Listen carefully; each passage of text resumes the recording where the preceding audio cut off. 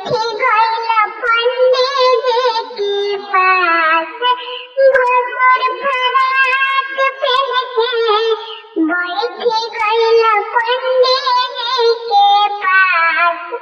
पियर फराक पहन के बनत बेचारा लागत आवारा माया, बनत बेचारा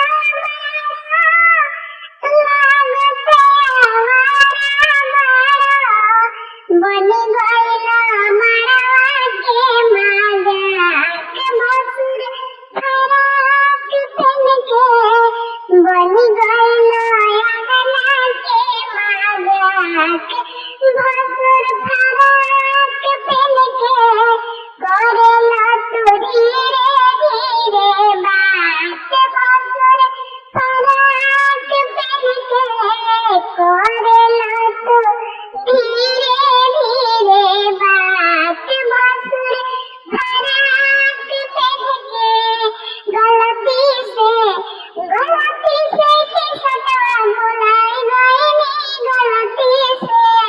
गलती से फराक पहने आई गइनी, गलती से कवना चक्कर में रहला की तरह फिकिर में डूबला, कवना चक्कर में रहला की तरह फिकिर में डूबला।